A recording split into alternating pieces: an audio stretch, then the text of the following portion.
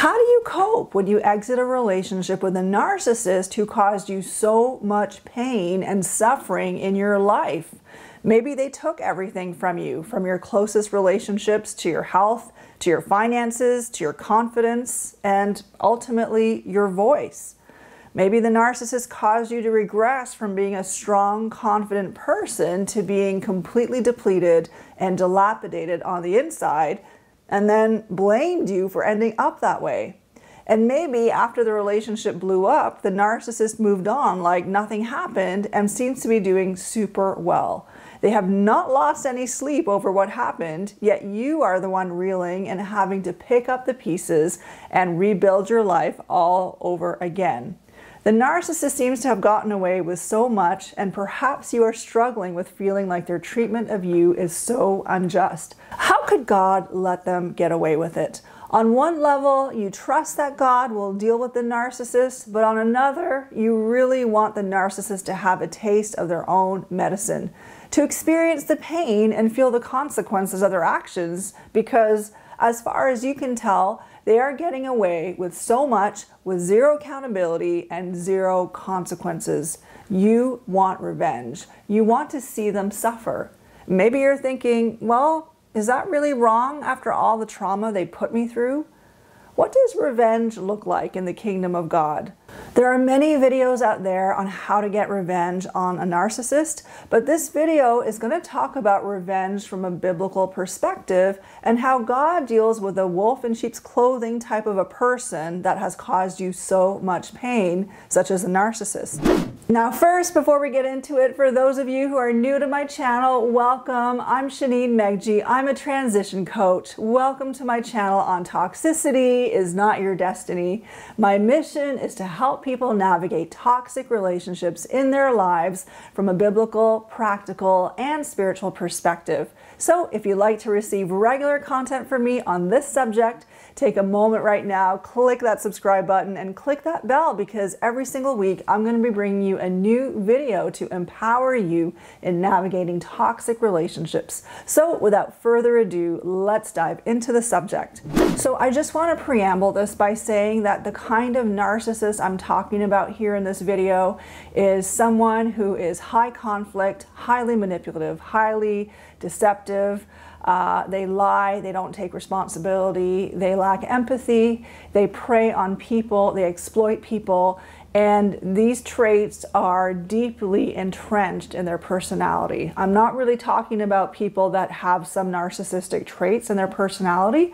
I'm really talking about people that have a practice, a lifestyle of living as a narcissist, really a wolf in sheep's clothing. So you might be tempted to feel like God is allowing the narcissist to get away with so much. You might feel like there's no justice because it is not being administered in the way that you would like and in the timing that you think it should happen. But consider a few things. God says that his thoughts are not your thoughts, neither are your ways his ways. As the heavens are higher than the earth, so are God's ways higher than your ways and his thoughts than your thoughts. God always has a much bigger plan that involves multiple components, multiple dimensions, and multiple relationships all at the same time. We cannot always know or discern what God is doing or why he is doing things in a certain way and a certain time until we see things in hindsight. But there are some things we can know for sure about God. He says, "Do not take revenge, my dear friends, but leave room for God's wrath, for it is written, 'It is mine to avenge, I will repay,' says the Lord." The Bible also says, "For the Lord will vindicate his people and have compassion on his servants." It also says, "Do not fret when wicked men seem to succeed. Do not envy evildoers, for they will quickly dry up like grass and wither away like plants. Trust in the Lord and do what is right. Settle in the land and maintain your integrity. Then you will take delight in the Lord and he will answer your prayers. Commit your future to the Lord. Trust in him and he will act on your behalf. He will vindicate you in broad daylight and publicly defend your just cause. Wait patiently for the Lord. Wait confidently for him. Do not fret over the apparent success of a sinner, a man who carries out wicked schemes. Do not be angry and frustrated.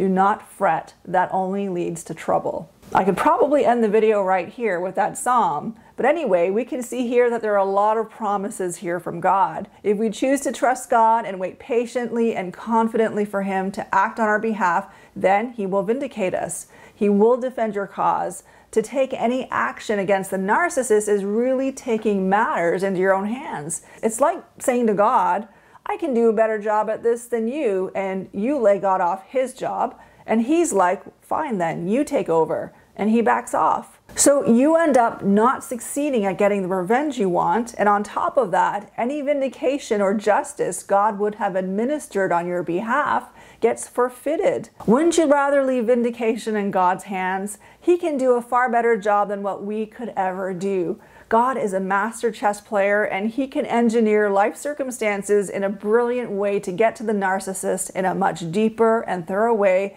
than we ever could with our limited understanding and capacity, because God created the narcissist and understands exactly how this human being is wired and exactly what he needs to get to him or confront him or her in their life. Can you entrust this person in God's hands and simply move on?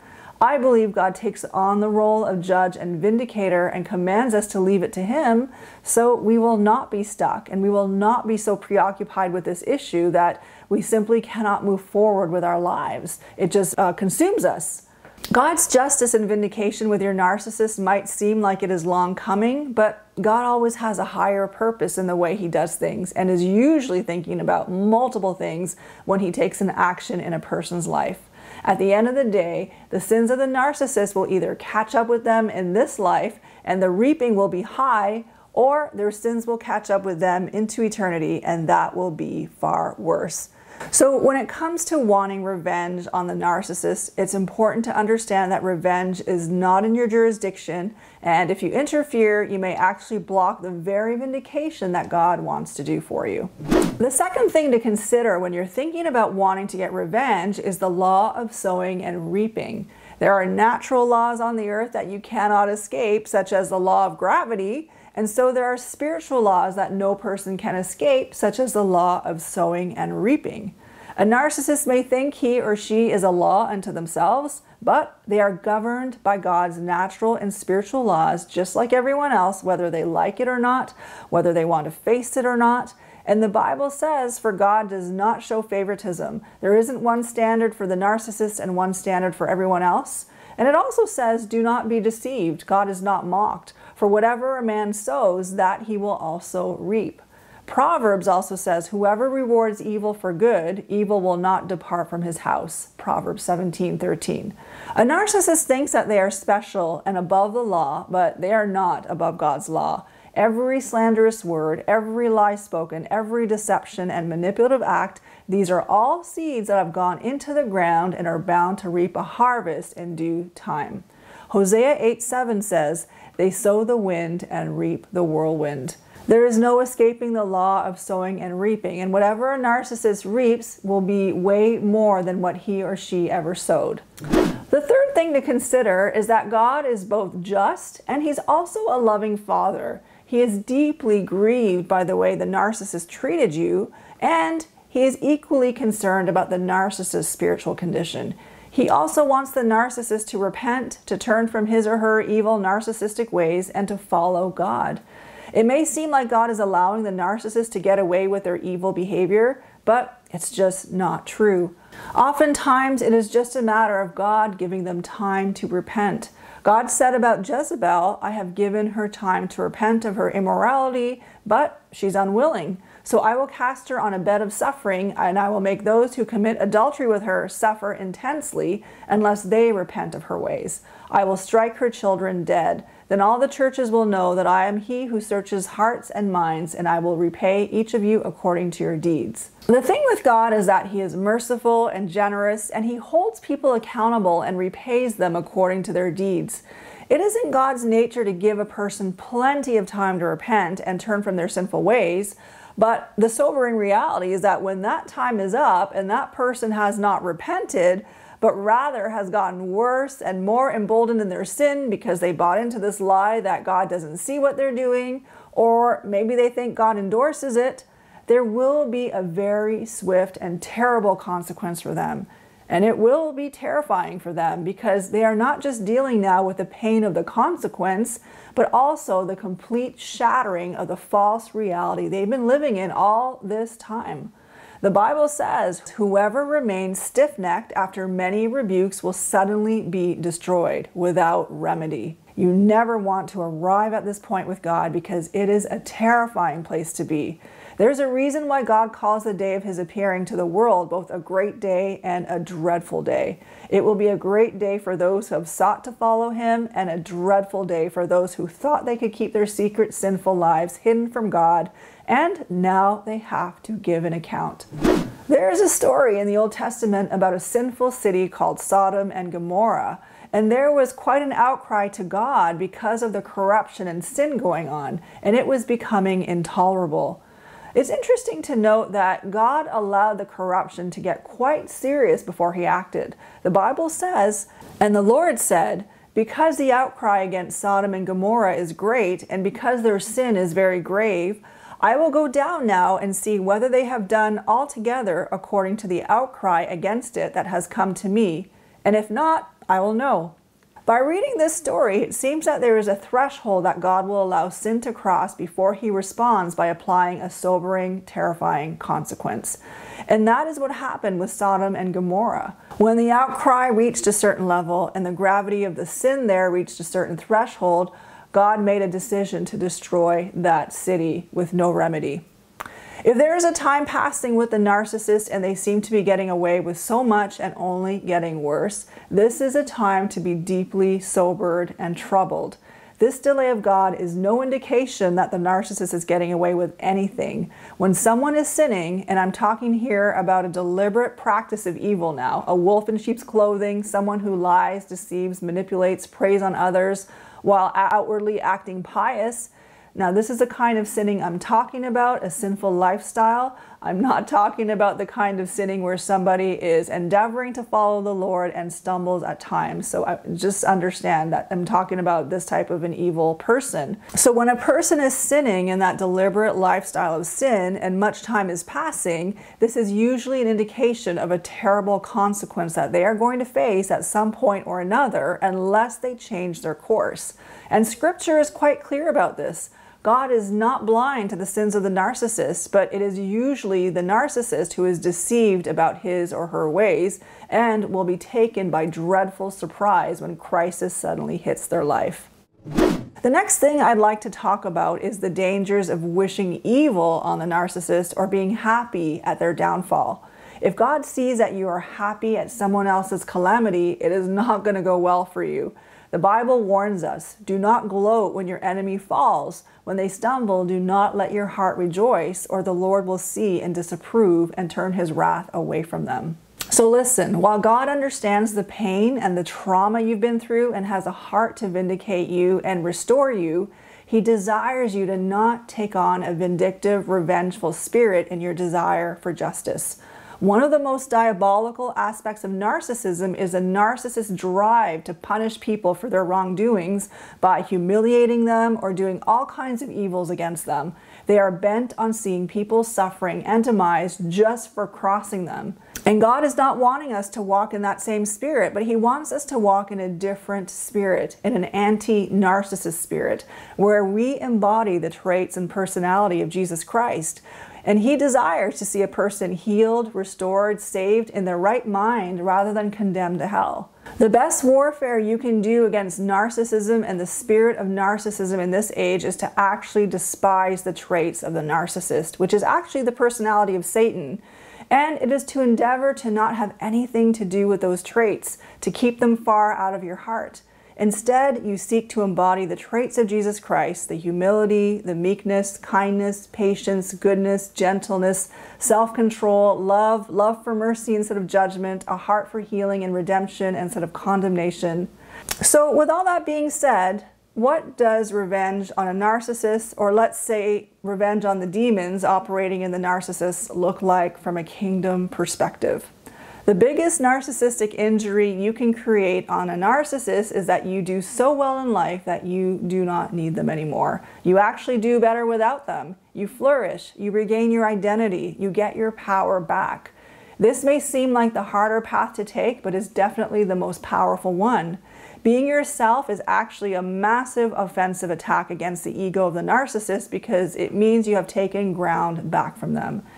They no longer have real estate in your mind, soul, spirit, or even your life. And that is a massive injury to them because they bank on you believing that you are a nobody without them. And they too believe that you are a nobody without them. So when they see that you are doing super well and not needing them anymore, well, that is a big hit to their narcissistic ego. It shakes their world. It rattles their sense of grandiosity and who they believe themselves to be. It shakes their whole construct of themselves because the feedback that they are getting from looking at your life now is that they're not significant. They're not important. They have no more power. They cannot help themselves to your strengths and assets anymore.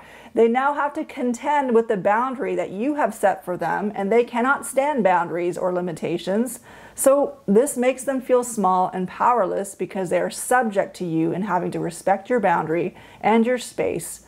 Also, because you are doing so well, you are all the more attractive to the narcissist.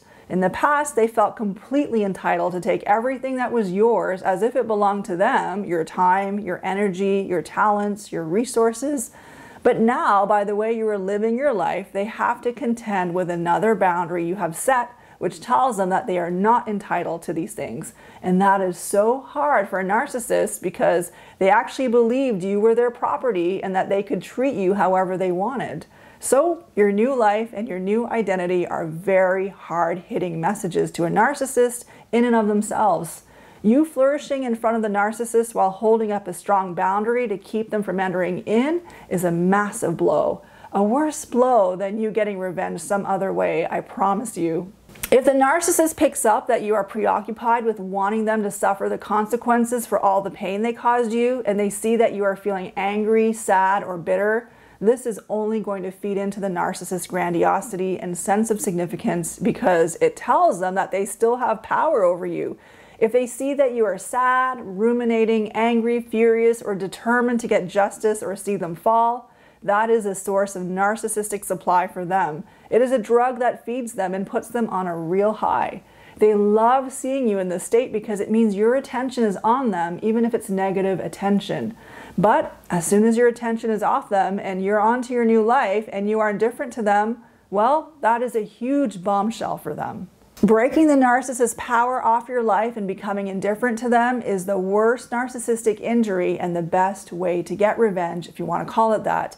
That is the narcissist's kryptonite. Remember that. Indifference to the narcissist is their kryptonite. A blow to the narcissistic ego is when you know who you are in Christ and the narcissist can no longer define you anymore or make you think otherwise than who God says you are. It is when you are cultivating the gifts and talents that are inside of you and using them to serve others instead of you using all your emotional, mental, and spiritual resources within yourself to not fall apart, to keep the peace. Where you are using these things to be creative in your life, to build and to do things, you are no longer in a fight or flight state, but you are out there doing stuff and shining bright because a narcissist no longer has a hold on your mind or emotions. You are free. The ultimate revenge on the narcissist is to be completely free of his or her control over you and to move on with your life.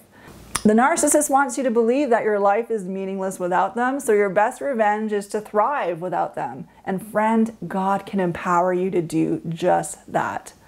So I hope this video was helpful. If you are thinking of leaving or have left a toxic environment and you're in a season of transition, check out a free training I have put together. It is about 3 key ways to navigate a difficult transition. These are things that brought a massive breakthrough in my life when I was going through a difficult transition. I have included the link in the description box below.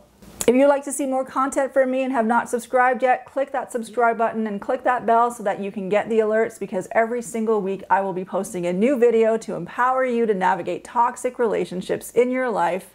And if you have suggestions of other topics you would like me to cover, please feel free to drop your ideas in the comments section. I appreciate your comments. Thank you so much.